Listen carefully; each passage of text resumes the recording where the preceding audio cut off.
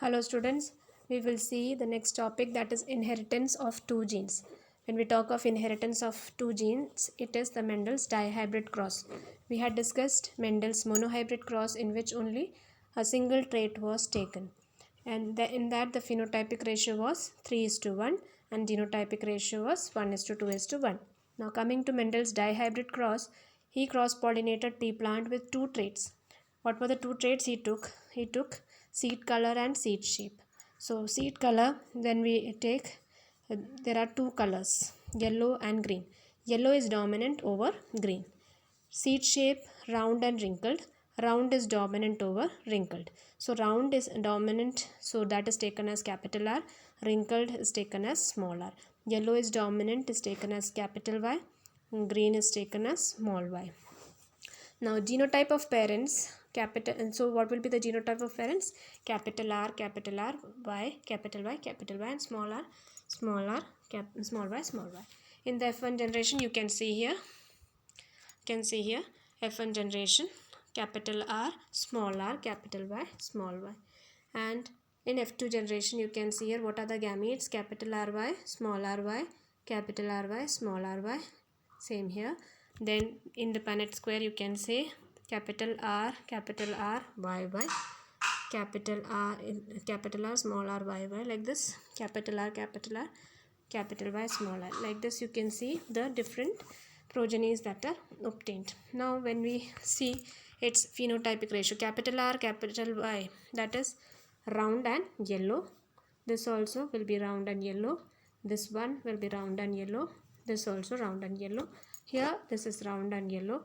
Here you can see small r, capital Y. So it is wrinkled and yellow. Here again round and yellow. Here wrinkled and yellow. Here round and yellow, Here you can see capital R, small y.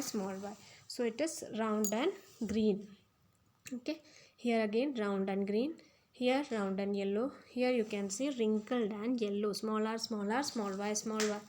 So small r, capital Y, small y. So it is wrinkled and yellow.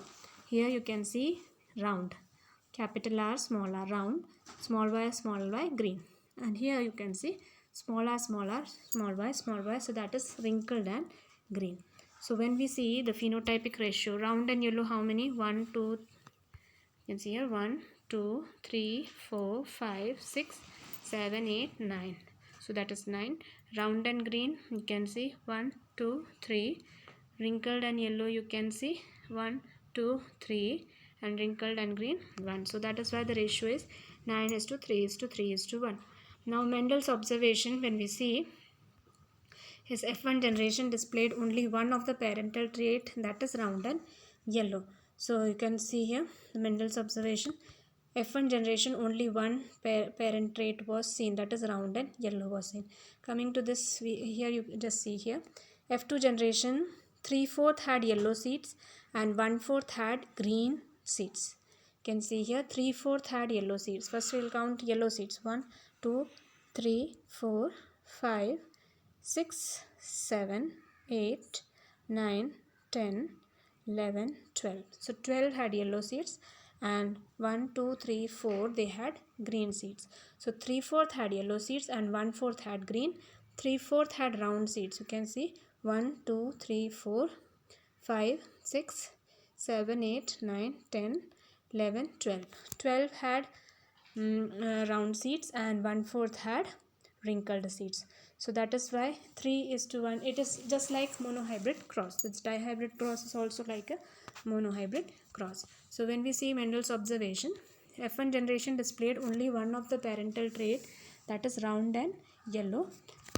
Then yellow dominated over green and round dominated over wrinkle. So what is that law? The law of dominance.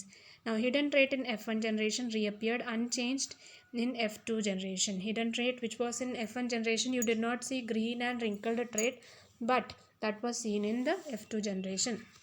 So that is the principle of segregation.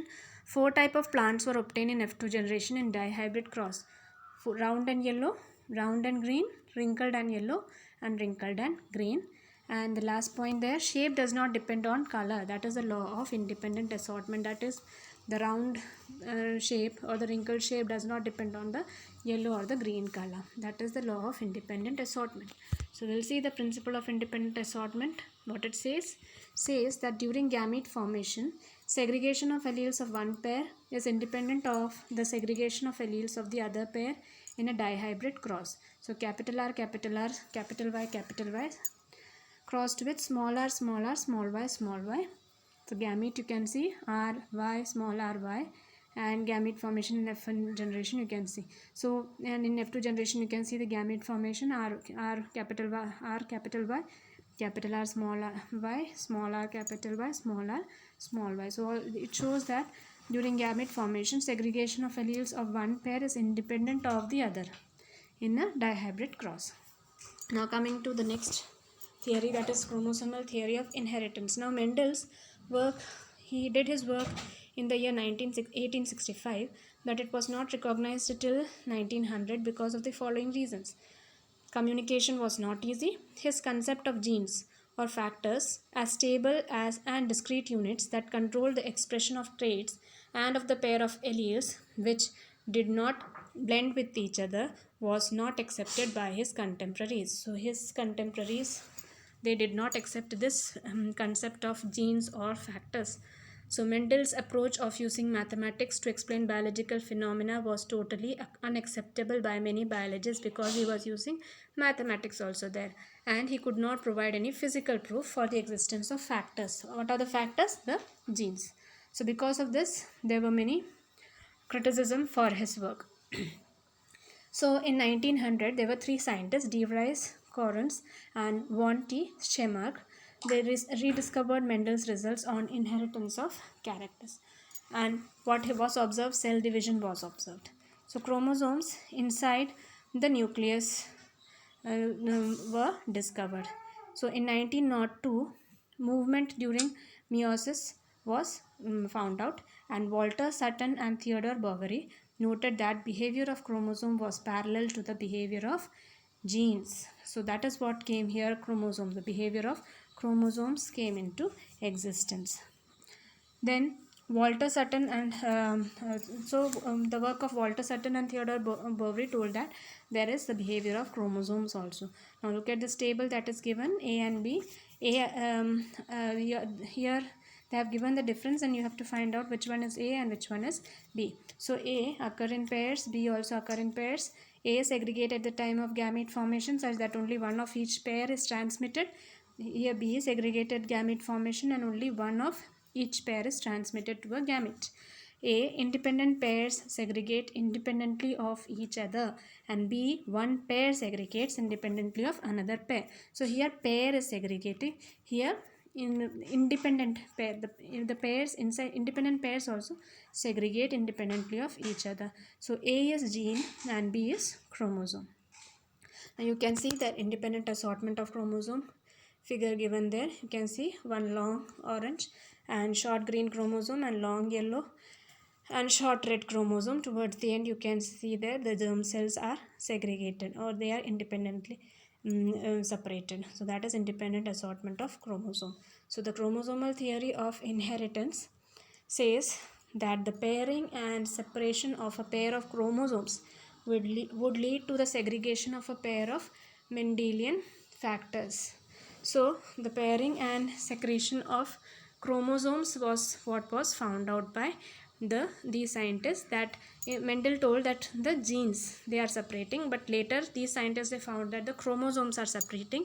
Because of the separation of chromosomes, the genes are separating. So this is the fundamental theory of genetics, to identify chromosomes as the genetic material, as carriers of genetic material, and it is also termed as Boveri-Sutton chromosomal theory.